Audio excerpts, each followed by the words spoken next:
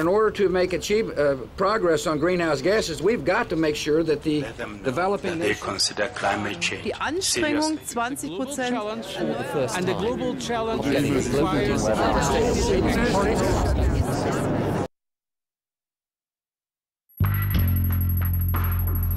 In Beijing, the final shopping frenzy is at fever pitch. From tomorrow, the 111 policy regulating consumption becomes a reality.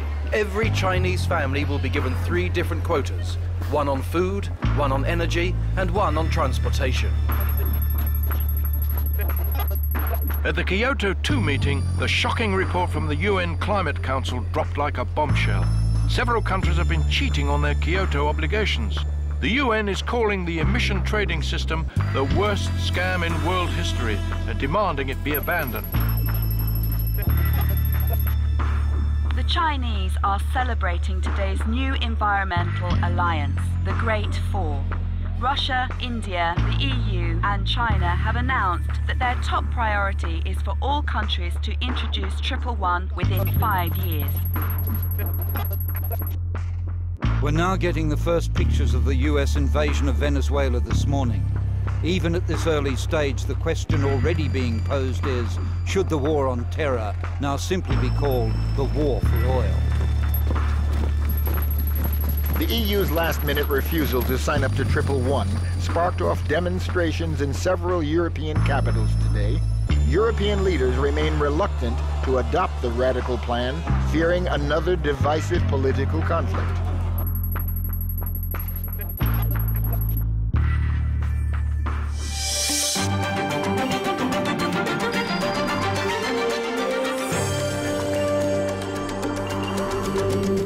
Good morning, I'm Catherine Hellison and I'll be bringing you GNN headlines today. Demonstrators around the world gathering to increase pressure on G4 climate summit in Beijing. Hope running out for British adventurers missing at the North Pole. And Norway welcomes its 1 millionth Dutch sea level refugee.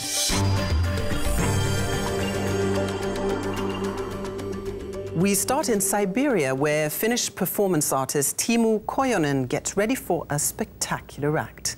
We're live on the shore of Lake Baikal, where Teemu will drop to the bottom with his foot set in a bucket of cement. Our reporter there is Richard Stevenson. And Richard, how are things going? It's freezing, but nothing is going to stop Teemu from finishing what he started. Right now, he's mixing up a bucket of cement. Teemu's project, The Long Conversation, has grabbed the attention of the world media. But GNN is the only network to have been invited along to witness the final step. Teemu, can you run us through what's going to happen? Well, I'm mixing up this bucket of cement here, then I will put my foot into it, and when it's solid, I'm going to jump overboard at the lake's steepest point. It sounds like a very dramatic stunt. Why are you doing this? We all can choose our own destiny. Morning, everyone. Morning, Eric. Are you sure this is a good idea? It's a hoax, but it's an exclusive. Why Lake Baikal? It seems a bit crazy, though. The whole world's gone crazy. Right. What's your alternative, then? A meeting room in Beijing? At least this will keep us with an audience throughout the day. You're the man, Mike. You're a genius. Thank you. And your missions of enlightenment will one day succeed. You jerk. Likewise.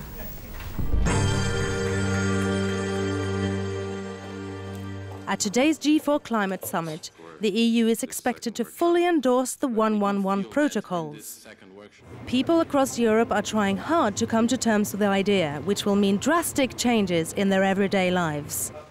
From tomorrow, international dictates may be introduced to regulate the amount of meat you're allowed to eat, how much you can drive your car, and the maximum permitted energy consumption for each household.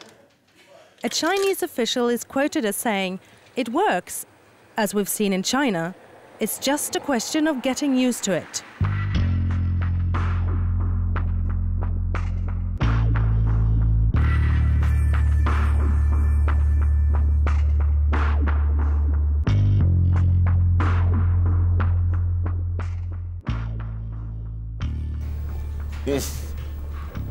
This company is so greedy. Greedy news network.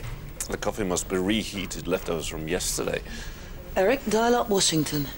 Oh, good morning, Helen. My morning star, the Queen of Foreign Affairs. Why Washington? Because I think the climate conference in Beijing is about to take a turn. It seems that the United States might be forced into the 111 treaty. You know, I need Mike's approval on this one. Of course, of course. Mike? Mike? Mike? Mike? Yes, Helen? Listen, we're going to have to change China, mate. It's the summit in Beijing. I've spoken to our correspondent down there. He's spoken to one of the delegates. Apparently, if the US doesn't participate, the EU is going to refuse to sign 111. This could be the conversation topic around every water cooler in the civilized world, and we are the first ones to know about it.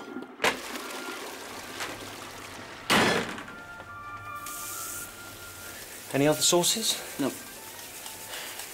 If you're wrong about this... I'm not wrong. Our correspondent in Washington's on her way to Capitol Hill already. So you're confident? Hope is now running out for the two British adventurers on the North Pole. Rescuers fear that the pack ice, which reformed this winter for the first time in 11 years, may have proven too thin to support the attempt at the pole. Nothing has been heard from the pair, Gordon Green and Charles Henry, since all radio contact was lost on Tuesday. Dramatic moves in the 111 or 111 climate summit in Beijing. The G4, that's Russia, EU, India and China, they're holding their fourth 111 meeting, and their goal is to cut the world's greenhouse gas emissions by half within 5 years. We crossed live to reporter Daniel Long in Beijing. And Daniel, the meeting today has been dragging out in time, and I understand that the US has suddenly become a hot issue. Well, we have just learned from the meeting behind me. It seems that all the Great Four countries has agreed to say yes to the 111. But very unexpectedly, the European Union has set an ultimatum that might destroy the whole process. They say we will not join in unless the USA commits to the 111. Well, just a few minutes ago, you got an exclusive interview with one of the delegates about the US development. So let's take a look at what he said. 美国一直是4大国关注的对象，我们不想让他们再忽视我们的努力。但是你怎么确保这一点来实现？我们有几种办法给美国施加压力，他们依赖于向4大国出口。但是代表们会不会对美国进行一个联合抵制呢？没有，我们还没有达成这方面的协议。 Now, Daniel, this focus on the US, why now? After all, they've never been a part of the 111. Well, there's actually only one reason. In the past whole century, the USA has always been the biggest environmental violator. And even now, they're still reluctant to join the international climate agreement. China seems to be supporting the European Union now, and if Russia and India agrees as well, there might be an international crisis even before today's meeting is over. Amanda? Good morning, America. Just stick to the questions we talked about, okay? Because we haven't heard anything yet, so... John, there's a problem with the connection. Amanda, you're on in 20 seconds. It seems the G4 are losing their patience with the US government. Amanda Hansen in Washington, what's the official reaction? Well, so far we haven't heard anything from the White House. It's only 5 o'clock in the morning here in Washington, and as far as we know, this comes as a huge surprise, not only to us, but also to the president. We heard earlier from a delegate at the Beijing summit of a possible trade embargo against the United States. Now, how would that impact on the Americans? Well, if a trade embargo is put into action now, it'll probably cause an immediate energy crisis because the US is depending on oil import from both Russia and Europe. And also China, now being the world's largest economy, they're putting a lot of pressure on the US with this threat. Well, what can we expect from the American president? Well, it's impossible to say. You know, this is a completely new situation for this country. Normally, it's the US who dictates other countries and not the other way around. But now with the weak economy, the Great Four wants to take advantage of that.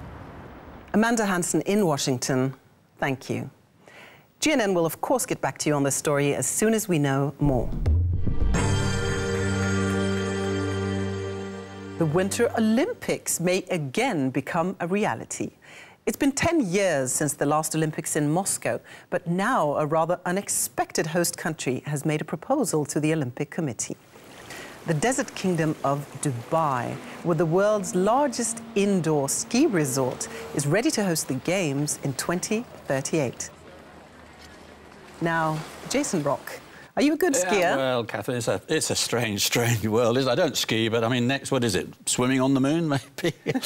Up next on World Watch, a closer look at our Finnish performance artist. And we'll be showing you how different countries have chosen different ways to fight climate change.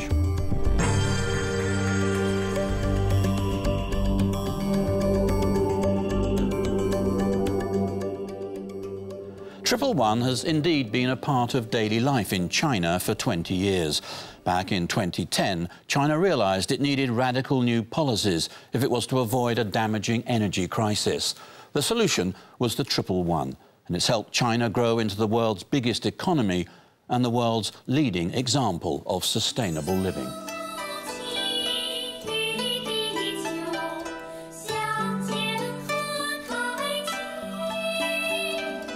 This is the film that in 2010 launched the Chinese government's Triple One campaign.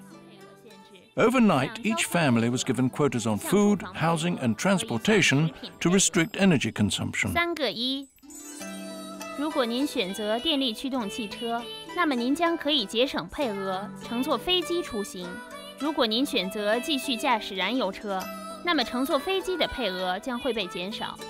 The cornerstone of Triple One was to allow choice within strict limits. If you used renewable energy for your home, you could have all the electrical appliances you wanted. Choosing green foods meant you could eat more for your quota. There was one big reason why China was the first country in the world to take environmental challenges seriously. They saw dramatic climate changes happening before their very eyes. 原来这气候吧，就跟现在不一样。原来的气候就是有湿度也大，自然而然的有时候该下雨就下雨。Lack of rainfall was hitting food production, and 40% of China's countryside was threatened with turning into desert. Every year, millions of farmers were leaving the countryside and moving into the cities. Beijing, 2006. The dawn sun struggles to shine through the thick smog. China had the most polluted cities in the world, and every single day 1,000 new cars joined the burgeoning Beijing traffic. China had the fastest growing economy in the world. In the search for a Western lifestyle, the environment came second. They were looking for the Western life with the latest TV, the latest mobile telephone. There was an enormous amount of cities developed, airports all over the country, airlines popping up. There was just a Klondike situation all over China. In 2005, Mr. Arnedal was trying to promote clean energy in China. A difficult task, since the Chinese were in desperate need of more energy and had unlimited access to coal. 2/3 of the energy was based on coal. Coal using old technology, creating a lot of soot, dust, pollution. It was visible through transfer of pollution to other continents. And it was extremely polluting both to the air and to the water to use so much coal. Realizing that a coal-driven economy was the road to disaster, China launched the biggest campaign since Mao's Great Leap Forward, the 111. 如果我们能齐心协力，一起保护环境，并非难事。请注意商标。Triple One has been a great success for China. Instead of succeeding the United States as the world's largest greenhouse gas emitter, China has become the leading nation in fighting global warming. It took years for the other G4 countries to follow China and accept the need for a radical climate game plan. But while the G4 are now adopting China's successful programme, the US remains the world's biggest environmental violator, turning out 20 times more CO2 per household than China. I'm going to turn off the spa and turn on the pool. Andrew, are you done with the spa? Fine, all right, I'm going to turn the pool on. The Johnsons are a typical American household, and they use 20 times more energy than the average Chinese. This family has 2 houses, 4 cars, and no sign of renewable energy in their daily life. Growing consumption makes it impossible to cut the use of fossil fuels. We have a real good knack of not seemingly caring about the long term, and we just worry about what our next meal is going to be and not what's going to happen 50 years from now. Americans aren't affected by global warming and pollution as much as other parts of the world. Many of them still need to be convinced that they should change their lifestyle. I don't think people can see the bigger picture. Like, you know, I can't. It's too far to fathom. We've been living like this forever. We're going to be fine. Our world's going to be fine. No, it's not. You know, but it's hard to wrap yourself around that and change your whole life and change your way. You know, if you're not part of the... What do you think will happen if the United States is forced into doing something it doesn't want to do? You should seriously consider selling your car, because tomorrow it will be worth nothing. Selling the Morgan? The woman's insane. Can someone bring me some decent coffee? Please? I don't know what to think. The 111 plan, which the G4 countries see as a solution, is very far from reality in this family. And the vital question of how the United States will lower its CO2 emissions remains unanswered.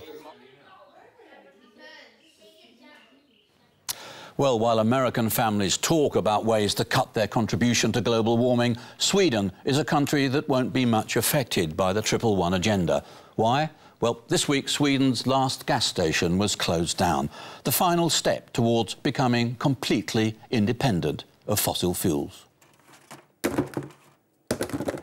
After a long life selling gasoline, Inga Persson is now shutting down the last gas station in Sweden. Jag har varit här I 50 år och det har varit en trevlig tid. Stänga är väl inte så trevligt, men kunderna har slutat att köra på bensin och gått över till andra drivmedelsformer. In 2005, the Swedish government launched a radical plan to be independent of oil by the year 2020. The situation for 25 years ago is that we used oil for almost all our transportation, a lot of industrial applications, and also some for heating. But really, all transportation in Sweden 25 years ago was oil-based. Today, Sweden boasts the biggest fall in CO2 per capita in the world. I think the reason that Sweden is the first country to be independent of oil is that we like to be best in the class.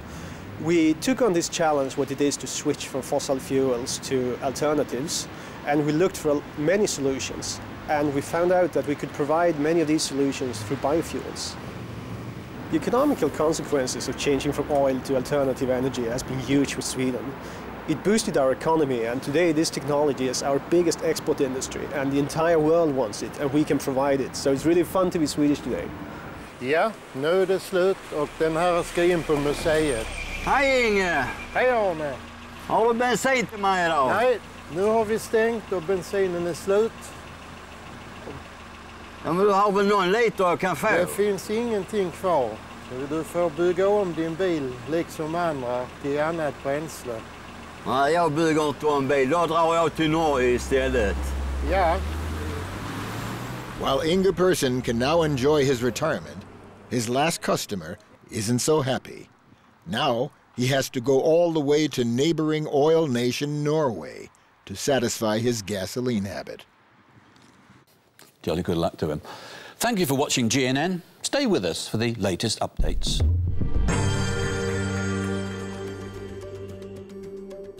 Today's developing story comes from the G4 climate summit in Beijing, where rumors suggest the EU may refuse to sign up to the 111 agreement unless the United States is brought on board. Earlier today, our Beijing correspondent Daniel Long talked to a member of the Chinese delegation. 美国一直是4大国关注的对象。我们不想让他们再忽视我们的努力。 The standoff may result in a trade embargo against the United States. Demonstrators across the globe are awaiting the outcome of what could be a significant turn of events. Reactions from Washington are expected later today. GNN will of course get back to you on this story as soon as we know more. Norway has seen a population explosion over the past few years, not because of a baby boom, but with the help of Dutch immigrants. Communities in the Norwegian countryside are building villages for Dutch families escaping the rising seas back home. This week, Norway reaches 1 million Dutch Norwegians. The Oprah family from Holland is moving into a new housing project in the small county of Søgne in southern Norway. Norway, with only 4 million inhabitants, is now seeing a population boom. With Dutch migrants pouring into the area, they can't build houses fast enough. What you see here is a new area, and it's designed for taking all these refugees. It's a challenge, but we'll try to make them feel welcome. The survival of Holland relies on a system of dikes. These dikes were not constructed to withstand today's rising sea level. The Dutch are now losing the battle against the sea. Mountainous Norway has become the solution for many of them. Now Dutch Norwegian number 1 million is settling in the country. Well, we moved from Holland because it was frightening, with the seawater level rising so fast over the last couple of years. And we came out of an area just nearby the sea, and it's really frightening. The Oprah family are amongst the first to settle in the new Dutch housing project in Søgne. The population will double when the project is completed, a change the mayor happily welcomes. It is a challenge to give them opportunities, schooling, infrastructure, kindergartens, but we don't have so many inhabitants, and I think the economy will flourish, and I think it will be very good for the society. The 1 million Dutch arrivals are bringing new life to the sparsely populated Norwegian countryside. They may soon be joined by more of their countrymen. As the flooding continues, 15 million Dutch will be in need of resettlement. We love the water, and we've been born and raised at the water in Holland, and now we just love it. The only thing is we want to live above it and not being drowned in the water. The performance artist Teemu Kojonen has been causing a bit of a stir with his bizarre work of art, The Long Conversation. Our reporter Richard Stevenson brings you this about the shy young man. Young Teemu, looking out, watching the trees pass by, preparing for his deep dive, concentrating. Perhaps thinking of his final words before jumping into the water. What's he trying to tell us? What's he thinking about? I have to ask him. Teemu, what are you thinking about? Excuse me? What are you thinking about? Chocolate. Yeah. Where's Mike? At the news desk. Mike? Yeah? Is it a smart move to broadcast this artist live? No one will jump overboard attached to a bucket of cement without having a plan. No? No. All right. Meanwhile, our top story, the dramatic conflict being played out right now between China and the United States, is a result of years of different approaches to the world's climate problems. At the turn of the century, the US was the world leader in renewable energy technology. Lack of federal government initiatives, however, left environmentally conscious citizens to go it alone. This house, built 30 years ago, is completely self-sufficient. All its energy needs are taken care of by solar panels and windmills. You can live exorbitantly and be off the energy grid, not reliant upon the authorities for power, for water, for any of those sources that you would ordinarily need. in such style, in such almost consumption, that you could have 9 bathrooms and still be completely independent. I believe in living the most pleasurable, delicious, exciting life possible. Pretty much everything that we have here is just standard. We have a regular fridge that plugs in. If you didn't know it, you would think that you're actually hooked up to the energy grid and hooked up to the electrical, and you'd be receiving an electrical bill and everything else. It's just that your electricity is right out your front door with the Helix windmills and the solar panels on the roof. The Chinese scientists came here 25 years ago to learn more about the technology necessary for their 111 initiative to reduce CO2 emissions. But in the US, alternative energy remains just that, an alternative, supplying only 2% of the country's needs. The Chinese approach has been very different. In 2015, Sun City was the first metropolis to rely completely on solar power. Today, such cities can be found all over China. This man quit his job in the oil business to start a solar energy company. It was the best decision I have ever made in my whole life. He now runs the world's biggest company making domestic solar energy systems. His main product, the solar water heater, has become China's #1 export to Africa. First of all, we should have a suitable product and must be cheap enough.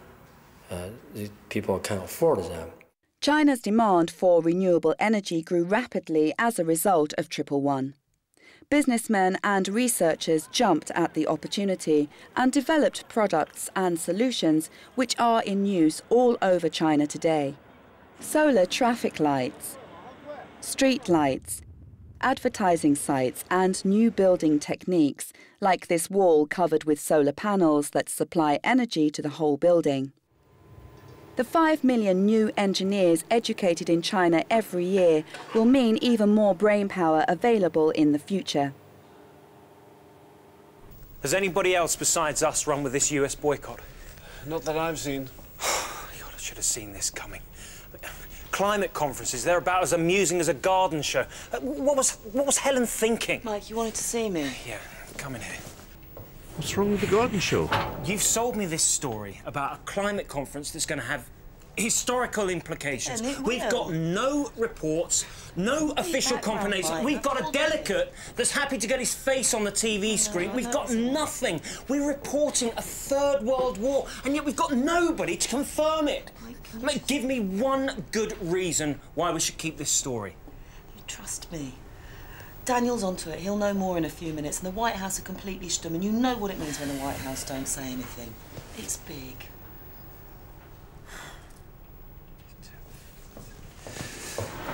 Carry on those background checks on China. You've got a couple of minutes, all right? Thanks, Mike. Yeah, I appreciate it. Maggie, I want you to get me Daniel as soon as possible from Beijing. And first, our continuing story. Yes, but there have been developments in Beijing that could have major consequences for the world. I think we'd be mad if we didn't follow up this lead, sir. Mike, can I have a word, please? It's important. No, I'm not calling you mad, sir, but, well, of course, viewing figures are important to me as well. I will keep you informed. Yes, thank you. Thank you. What? Spain and Portugal. Confrontations at the border. Because of the river? Yeah, between the farmers. What are they doing? Throwing melons at each other? Spain and Portugal, confrontation between farmers? Yes, they both want the water. The Spanish have sent the army in, haven't they? Yeah, that's right. Well, have we got any footage? Yes. What's it like? Great. We've got this covered. It's not a top story. The G4 have just confirmed yes to 111, but here's the kicker. If the US refuses to participate, an immediate trade embargo will be affected. I'm sorry, love, this small dispute between Spain and Portugal doesn't even come close. This is global. The world is rallying against the USA.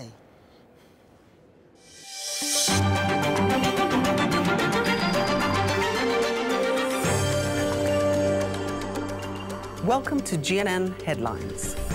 US hit by trade embargo as G4 agree on a 111 game plan. Clashes on the Spanish-Portuguese border as drought-stricken farmers fight over precious water. Troops from both sides are rushing to the scene. And a GNN exclusive as the young artist Timo Kojonen gets ready to jump overboard on Lake Baikal. The G4 have just announced that they will impose a trade embargo against the United States in an effort to force the Americans to cut their greenhouse gas emissions.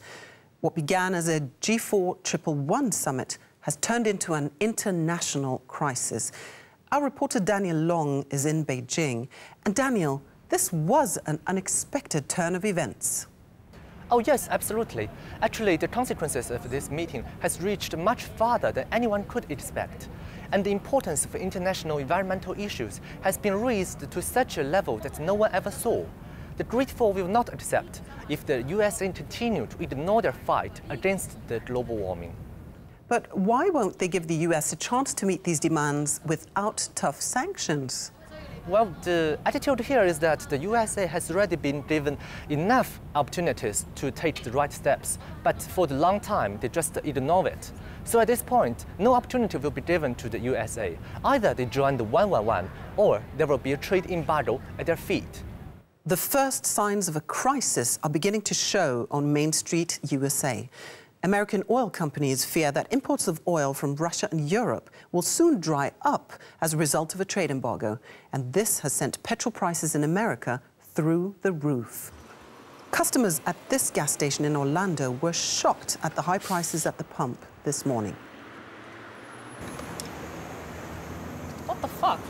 $13.29? That's what it is right now? Wow. What does that mean? $13.29 a gallon? No. Really? That can't be right. That can't be right. I'm not gonna get down the block. It's about time something like that happens. Really? You mean that? Yeah. I mean, I'm sick of this stuff going on, and I'm gonna figure out a way to where I don't need to drive this around to get to where I gotta be. You know what I mean? That's ridiculous. I wouldn't be able to get gas if it was $13.29 a gallon. But it is that. That's the truth. Then I'm not getting any more gas. Take the bus. But as American motorists struggle to come to terms, thousands of environmental activists are celebrating in major cities around the world. They're delighted at this sudden breakthrough. For us in London is William Shaw.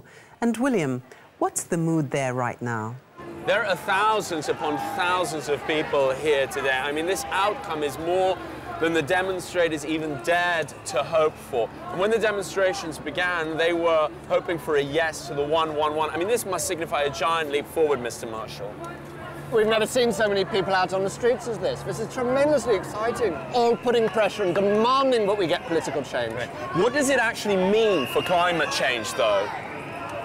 I think it means that finally we've broken this logjam of political inaction. I think finally the pressure is on so strong that everyone, and of course especially America, is going to have to step into line and do something on it. We are, of course, still expecting a response from the US president. Do you have any predictions on that? Well, based on the past experience, of course, I would be very, very cautious about it, but there's got to be a point at which he can no longer resist this pressure. And of course, if it moves towards trade sanctions, I don't think that the US, I don't think big business in the US will allow him to resist any longer. Finally, are you personally surprised by this outcome? I'm delighted it's happened. I'm very, very sad it's taken 30 years of talking before this many people have really started to vote with their feet. It's been building for a long time. I think now, finally, the public gets it, and that's affecting the political process. As you've just heard, and as you can see all around you, what started out as a day of demonstration is definitely transforming into a day of celebration. Thank you very much, William Shaw. Well, while the streets of London are filled with thousands of people, the planned 111 turnout in Russia has been reduced to just a few hundred. They've been locked into Kirov Stadium after the police banned the demonstrations, claiming they could cause disruption. Eric, what's happening? Where are you? We had to move you a little. You're third after the climate conference and a confrontation between Spain and Portugal that just came in. Third? No, wait. We've been building up for this all day. Now the time's come. Get us on air. No, you just have to hold him for a while. Hold it? Well, that's easy for you to say in your nice warm office, isn't it? I'm freezing my nuts off here in Baikal. Now let's get us on air. Well, the big question now, of course, is how will the Americans react to this action by the G4? Standing by for us at the White House is Amanda Hansen. Have you heard anything yet? We're still waiting for an announcement from the president. We have been told that it might happen in 1 hour, but we don't know that for sure. There are actually rumors saying that the president is already on Air Force One on the way to China. There has been lots of traffic in and out of the White House this morning. Probably advisors are flown in from all over the country. Well, the G4 haven't yet announced what exactly the trade embargo will entail, so do you have any details? There are lots of speculations about this whole situation and also about the details on the trade embargo. I have just been told by an unofficial source in the White House that the Great Four are actually planning to stop buying all products from the 10 largest exporters in the United States. But Amanda, will it work? Can this actually make the USA buy into the terms of the 111? Well, the president has made it very clear that the US has reached its goals by reducing the CO2 emissions to a year 2000 level. But in this situation, we'll just have to wait and see what the response will be. Eric, what's happening? Okay, what is it? Eric, you've got to get this on right now. I'll look into it. No, you've got to make it happen. Things are getting hectic here now. We're nearly at Timu, wait, we'll be on in just a few seconds. Just hold on there a minute. Eric, come on. Okay, Catherine, we have to interrupt and go to Lake Baikal. 5, 4, 3. We're on. We're interrupting our coverage from the 111 summit as Timu, our Finnish artist, is just about to jump into the world's deepest lake. Welcome back to Lake Baikal. Timu, is there anything you want to say to our audience before you go?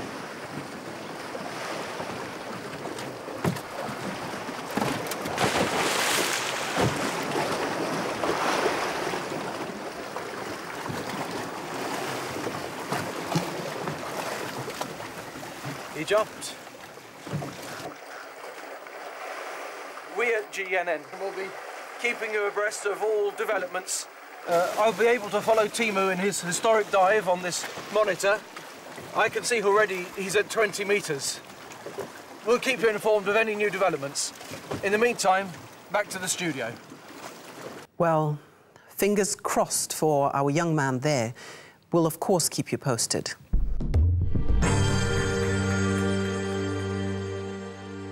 In the meantime, back to our lead story. The harsh reality of the G4 embargo is now coming home to the American public. GNN has been out to gauge the mood. You're not going to force anybody to do anything by force and saying, you have to do this. It has to be done with education and enlightenment, not force. It won't work. First of all, we won't play those cards. But how is it going to play It's like out? dealing with terrorists. We will never do that.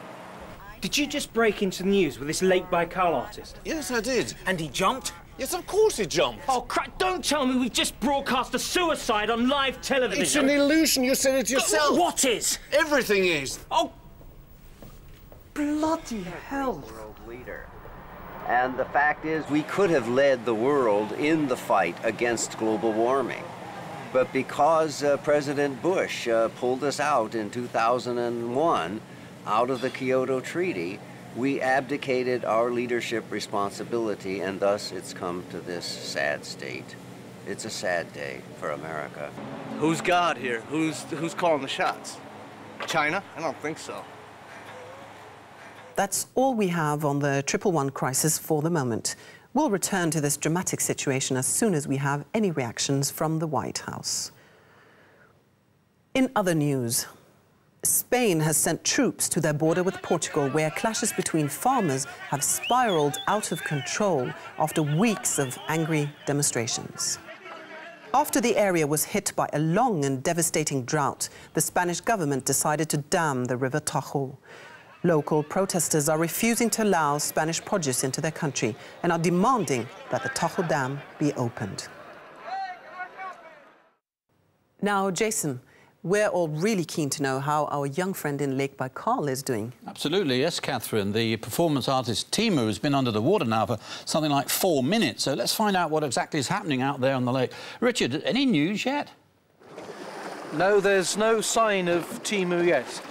The meter's currently on 638 and still going down. That means he's about a third of the way. Did he give you any clues about when or where he would resurface?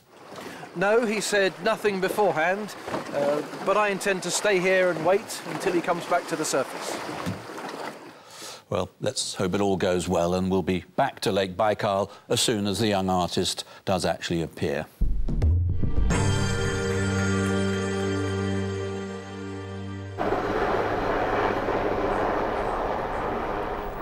Catherine, the president is on his way. What do you think their reaction will be? How will they respond? Attack China? No. The EU? No. Well, what then? Well, they could always just say yes, and that's unlikely. It'd be humiliating, demonstrate weakness. Well, more likely they'll just continue to refuse because they don't think the G4's got the balls to go through with their threat. And have they got the balls? 4, oh, yes. 3, 2, and 1.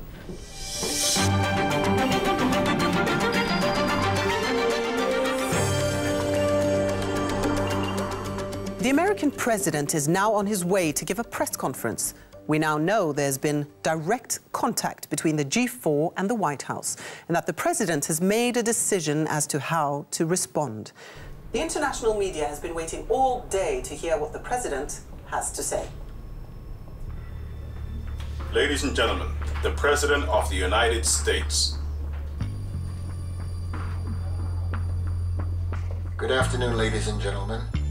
As you all know, the G4 has announced that unless the U.S. signs up to the 111 treaty, they will impose a trade embargo. The U.S. response